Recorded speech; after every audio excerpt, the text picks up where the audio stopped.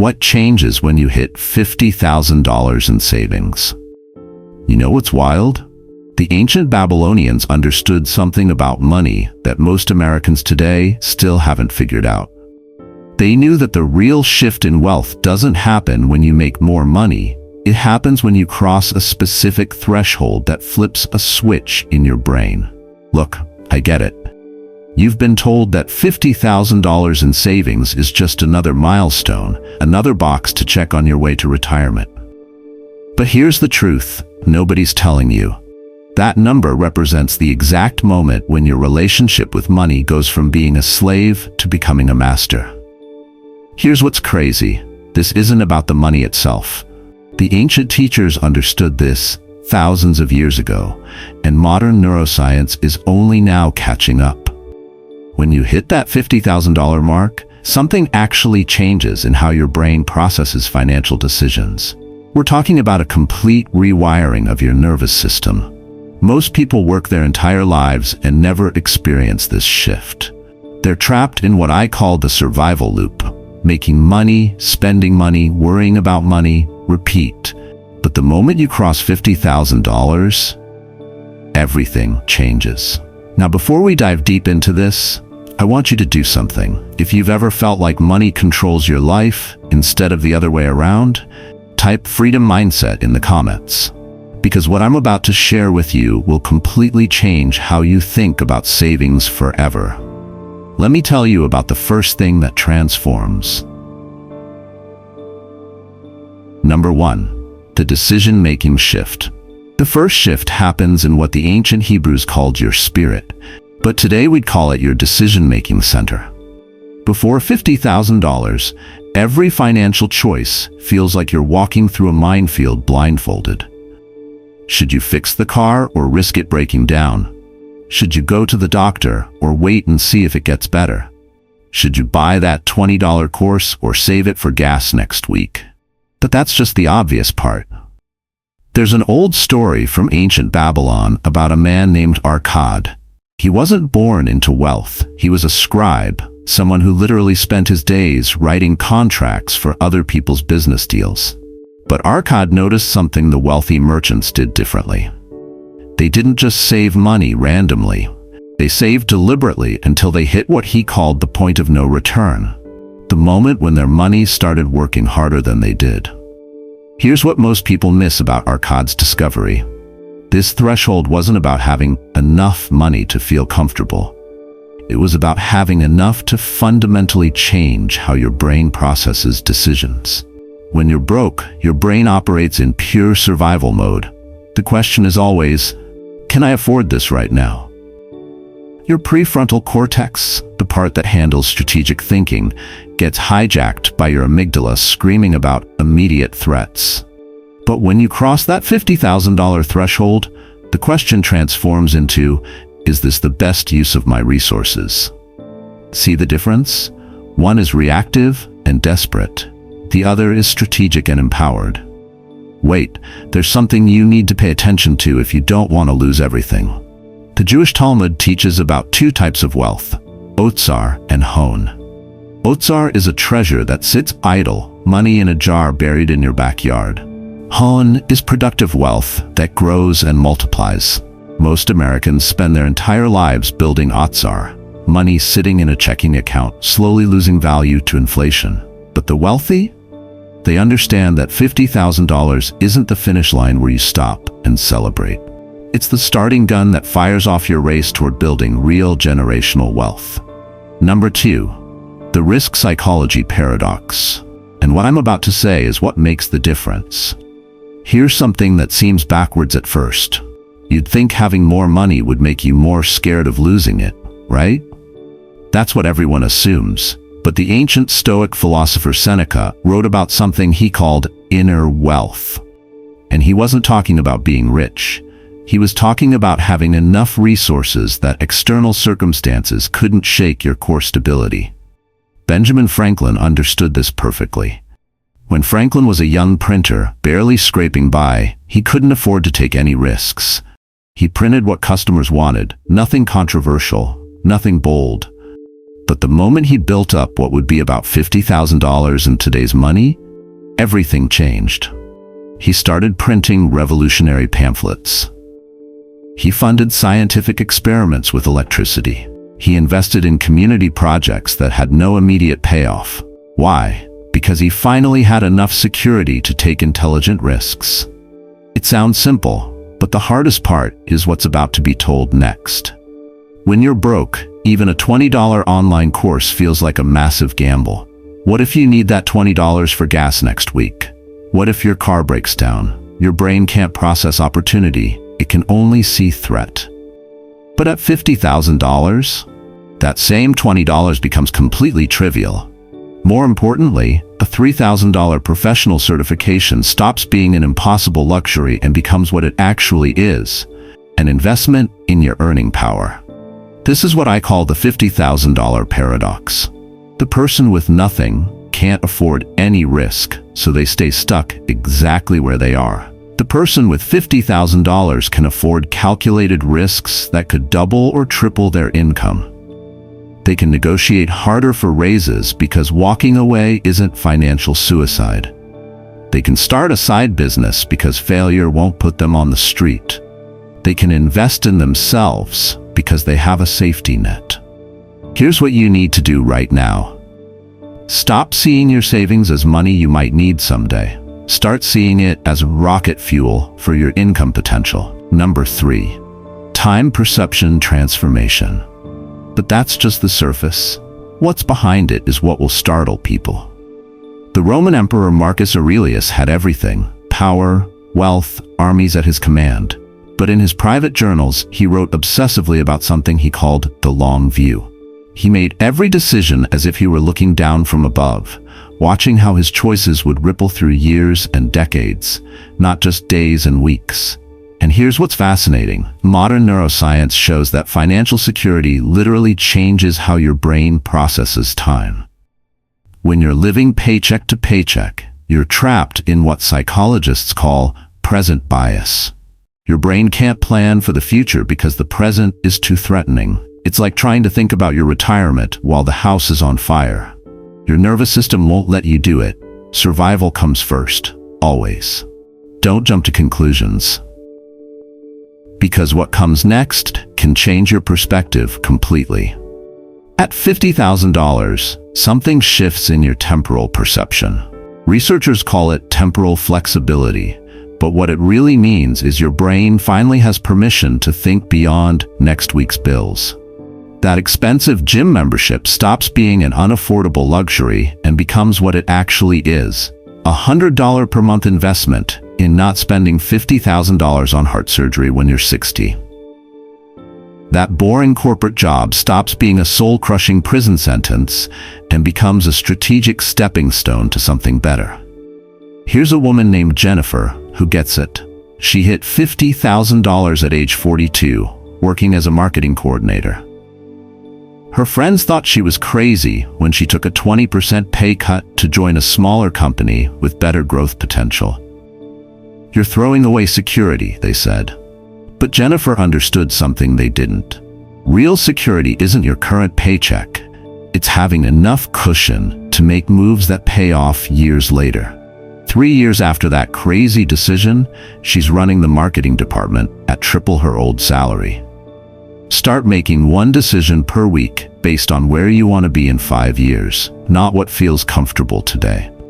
That's temporal flexibility in action. Your future self is watching your decisions right now. And trust me, they're either thanking you or screaming at you. Number 4, the social dynamics shift. You think you've understood everything? There's a detail that few people notice, but it's extremely important. Nobody warned me about this part, and it caught me completely off guard. The moment you start building real wealth, your relationships begin to shift, and not always in comfortable ways. Some friends get weird. Family members start looking at you differently. That casual "let's grab dinner" suddenly feels loaded because you know they're expecting you to pick up the check. There's a parable in the Bible about a master who gave his servants different amounts of money to invest. The ones who grew their money faced something unexpected: envy from those who didn't. The master rewarded the growth, but the other servants whispered behind their backs. That story is thousands of years old, but it plays out in American living rooms every single day. Here's the truth nobody wants to say out loud. Financial growth reveals who your real friends are. The people who genuinely care about you will celebrate your progress and might even ask how they can improve their own situation. But others? They'll start making comments. Must be nice to have money. I guess you're too good for Applebee's now. You've changed. And it's in the next section that many people make mistakes without even knowing it.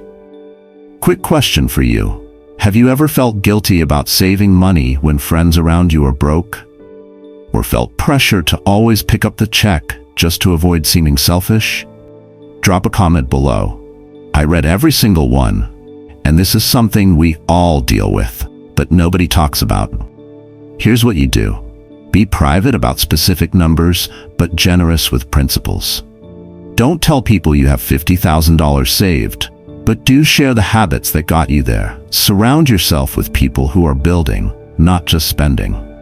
I know a guy named Marcus who lost 3 friends after he hit $50,000. They kept asking for loans, getting upset when he said no, making him feel guilty for having his life together. 2 years later, he found a new circle of wealth builders. Now he's at $250,000, and those old friends, still broke, still bitter, still blaming everyone but themselves. Your financial success doesn't take anything away from other people. It actually inspires them, even if they're too proud to admit it. Number 5, the compound interest awakening. Wait, the most important part is in the following story. When you've got $500 in savings, compound interest is this abstract concept you read about in personal finance books. It's like hearing about gravity but never feeling it pull on you. The numbers are too small to matter. 5% annual return on $500? That's $25 a year. Congratulations. You can buy lunch. But here's something the ancient Jewish teachers understood that most Americans today completely miss. In the Talmud, there's this principle called ribis, interest. They forbade charging interest to poor people, not because they were being nice, but because they recognized something profound. Money only multiplies meaningfully for those who have surplus. The poor can't afford to wait for compound growth because they need every dollar for survival. This is why they also had the concept of the Jubilee year. Every 50 years, all debts were forgiven and wealth was reset. Why? Because they understood that once you cross a certain threshold, money starts multiplying exponentially, and those without that base amount can never catch up. Do you see anything unusual? The answer is right here. At $50,000 earning 5% annually, you're looking at $2,500 in returns. That's not lunch money anymore. That's real passive income. That's a vacation you didn't have to work for. That's a car repair that doesn't devastate your budget. And if you just leave that money alone for 20 years without adding another penny, it becomes $132,000. That's the moment compound interest stops being theoretical and becomes a force you can actually feel. So here's your move. Once you hit $50,000, split it strategically. Keep 6 months of expenses in a high-yield savings account for emergencies. That's your psychological safety net. Everything above that? Invest it aggressively. Index funds, retirement accounts, whatever matches your risk tolerance. But get it working. There's a high school teacher named Sarah who hit $50,000 at 35. She just kept automating her investments every month, didn't touch it, didn't panic during market crashes. She retired at 55 with $800,000. Same job, same modest salary. Just patience and compound interest doing what it's designed to do. The wealthy know that patience is their secret weapon. Time is the one advantage money can't buy, but money can definitely buy time. Number 6, the career confidence multiplier. And what I'm about to say is what makes the difference. Bad jobs trap broke people, not because they want to stay, but because they literally cannot afford to leave. You know the feeling. Your boss disrespects you, your coworkers are toxic, and the work is soul-crushing. But you've got $1,200 in your account and rent is due in 2 weeks. So you smile, you nod, you come back tomorrow. You're not an employee, you're a hostage. There's this story about Joseph in the book of Genesis. He went from being a slave to a prisoner to becoming Pharaoh's chief advisor. The turning point? There was a moment when he refused to compromise his integrity, even though it meant losing everything. How could he do that? Because he operated from internal wealth, a deep confidence that abundance was coming, even when external circumstances looked desperate. That's exactly what $50,000 gives you in today's world. Career negotiating power. When you've got that cushion, you negotiate raises like someone who doesn't desperately need the money. Studies show broke people accept 2 to 3% annual raises and feel grateful. People with savings, they negotiate for 10 to 15%, or they walk. They know other companies are hiring. They're not begging, they're negotiating from strength. You can walk away from toxic workplaces without your stomach dropping. You can start that side business without the desperation energy that repels customers. You can invest in professional development that takes 6 months to pay off because you're not worried about next month's electric bill. I'll tell you something that many people regret for the rest of their lives, just because they didn't realize it in time. Here's something powerful to do right now. Update your resume every 6 months, even if you love your job. Interview once a year just to know your market value. Always have a Plan B career option mapped out. This isn't being disloyal, it's being strategic. A nurse named Christina hated the hospital politics but felt trapped. She saved $50,000, then negotiated a remote position with a different health system at a 25% raise. Same skills, same work, just the confidence to ask for what she was worth. Options create confidence. Confidence creates opportunities. Opportunities create wealth. Number 7. The dangerous trap. All of the above will be meaningless if you miss the last detail. Here's something nobody tells you when you're grinding toward $50,000. The moment you actually hit it might be the most dangerous moment of your entire financial life. I know that sounds insane, but stay with me. King Solomon was the wealthiest king in human history. Gold, palaces, wisdom, he had everything. But in the book of Proverbs, he wrote this warning that still gives me chills. When you eat and are satisfied, when you build fine houses and settle down, be careful that you do not forget. He wasn't being poetic. He was issuing a warning from experience. Because his own son, the prince who inherited everything, squandered the entire kingdom through something we now call lifestyle inflation.